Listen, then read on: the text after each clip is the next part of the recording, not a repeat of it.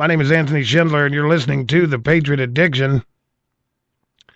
Oh, Ray Stevens there. A lot of people I posted that on my Facebook. By the way, ladies and gentlemen, the Patriot Media Network Facebook, or Anthony John Schindler on Facebook. I'll be glad to have you as my friend.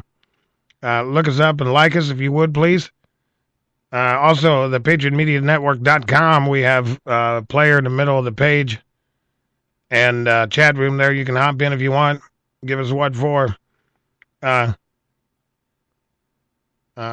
posted that yesterday on Facebook, and one of my cousins commented back, "Is he still alive? I didn't even know he's alive."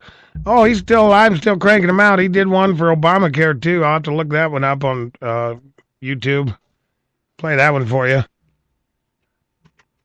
I love Ray Stevens. Kind of a country version to Weird Al Yankovic, if you know what I mean. You gotta love him, though. Greetings and welcome back. It is currently 8:31 here in the fort. We're holding down the fort for you, so you don't have to. It's currently 8:31 and 72 degrees. Not much on the radar right now. Well, actually, there's quite a bit on the radar. Mostly all south of us, south and east of us, wrapping all the way back down wrapping all the way down to the Gulf, actually. Doesn't look like anything severe, just some good steady rains. Farmers won't mind, I'm sure. Mostly cloudy tonight, going down to 58 degrees. Tomorrow, partly cloudy, high of 79, going down to 62. Sunday, mostly sunny, high of 83. Monday, mostly sunny, high of 85. Tuesday, mostly sunny, high of 88. Wednesday, 87. Going to warm up for us in the first of the week. Chance of rain Wednesday and Thursday. And then back to mostly sunny. Highs in the 80s, lows in the 60s for the next 7-8 days. Pretty decent weather.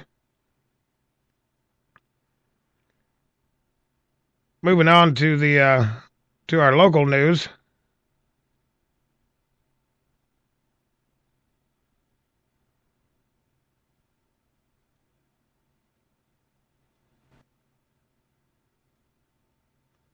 Dateline, Fort Wayne, Indiana. Most people probably don't use the words happy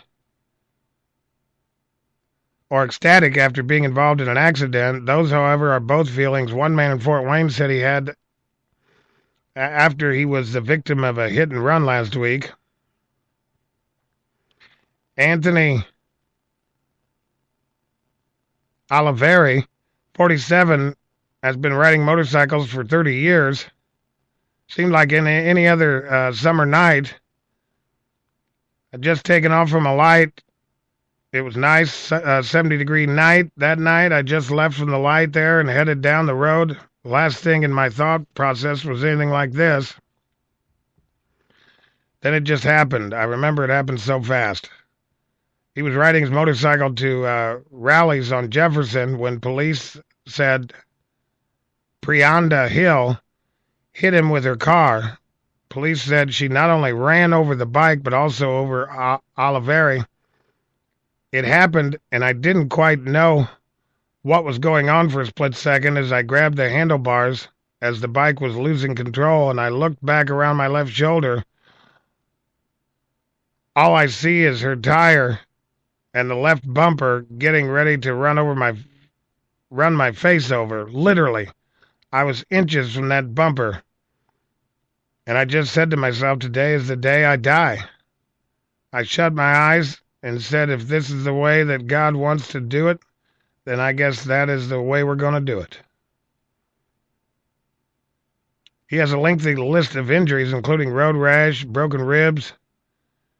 She rolled over the bike and rolled over me and everything, and I just figured that was it. Then when I felt the pain of my bike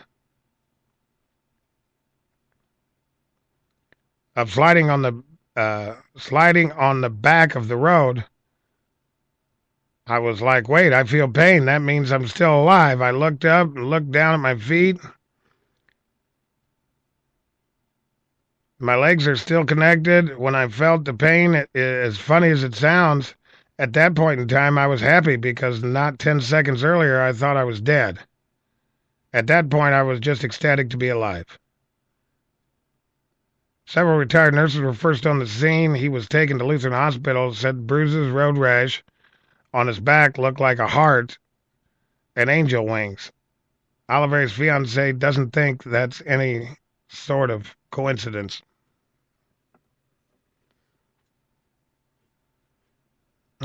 Police later found the driver of the car, Prianda Hill, at the rally several blocks down the road from where she hit Oliveri. She told police she was driving and out of nowhere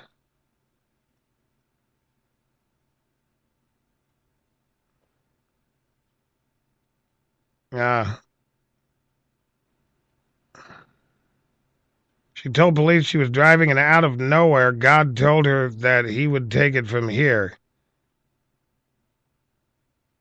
And she let go of the wheel and let him take it. She's now facing several charges. Whatever.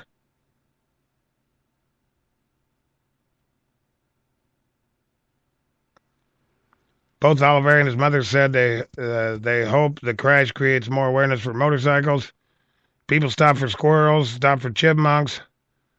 Who would not stop for a human being? Look twice. We're out there. Realize you're in a car and we're not.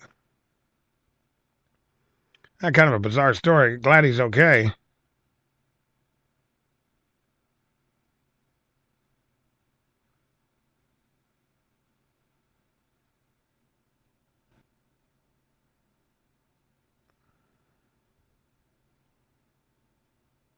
I'm going to wrap that up. About all for the news. All right, I want to, I don't know. I want you to hear this video, ladies and gentlemen. It's a long video, so I'm going to do it in,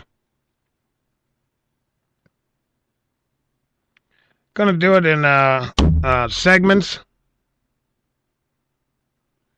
Tonight's going to be part one, Eyewitness to History, part one.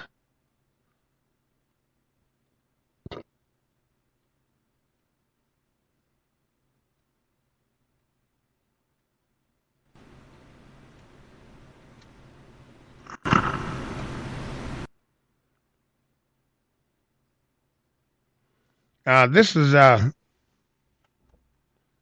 story off of shout out to truthandaction.com.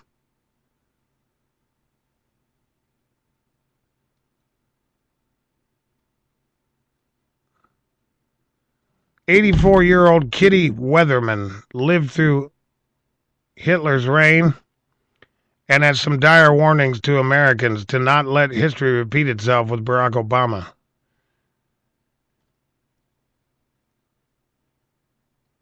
I posted this on the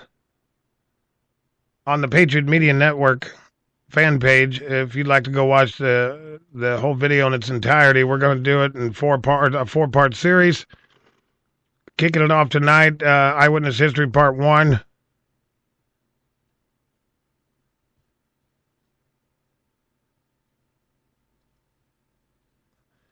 And just for the record,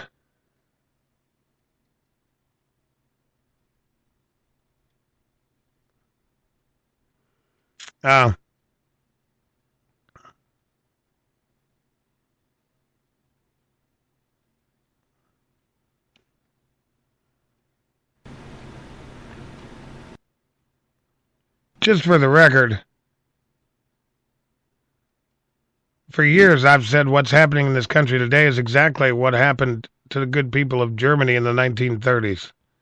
They were seduced by evil. Here's an eyewitness saying the exact same thing, and I'm not trying to prove I'm right. God knows how many times I've prayed that I'm wrong. But we need to hear this video and listen to this woman. Every time mankind forgets his past, he becomes destined to repeat it. This woman lived it, watched it unfold right before her very eyes. and she is warning all of us. She sees a striking resemblance between Obama's actions and Hitler's, from the redistribution of wealth to the nationalization of health care to gun confiscation and other issues. Under socialism, it is the most important component to centralize everything and take over local control. She seeks to warn us to make sure we keep our guns and buy more. Here is 84-year-old Kitty Weatherman. Part 1, go.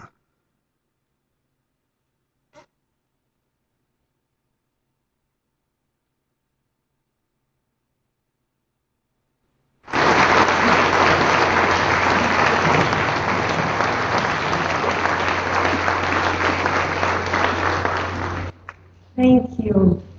You're good people coming out here tonight to hear me. I am an eyewitness to history. I lived it, I have seen it. It will live with me until I die.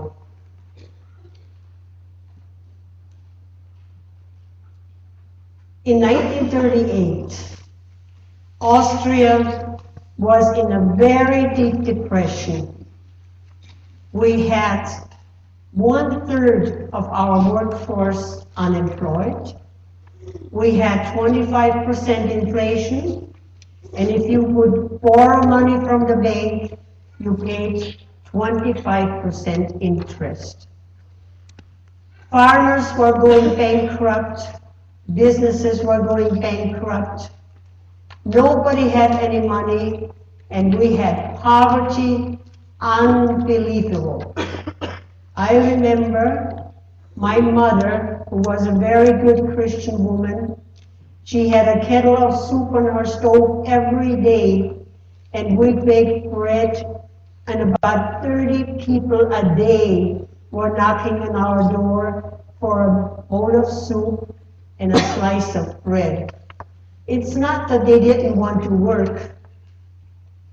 A lot of them were young college students, professionals, everybody. There were no jobs, nothing. The unions were very communistic oriented. They were having strikes, industries closed, factories closed, businesses went out of business, poverty everywhere. What was even worse, we nearly had anarchy. There were two political parties fighting each other.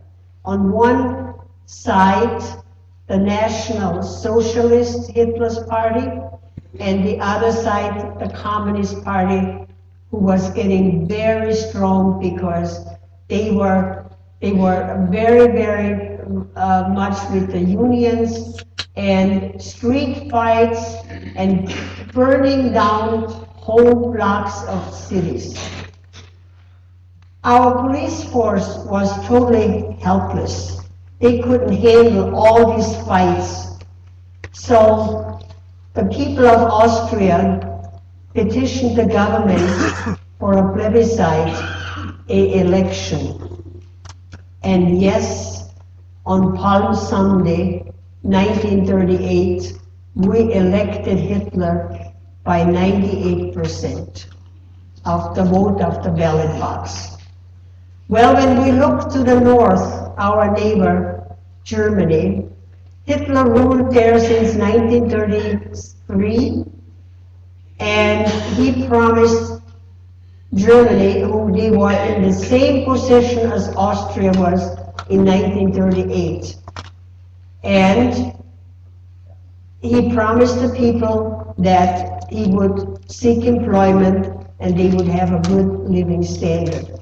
And yes, in 1938, Germany had a very good living standard. They had full employment, they had law and order, and everybody was driving that little Volkswagen, the Beetle car. So when we looked to our neighbor to the north, there was just a border between us. We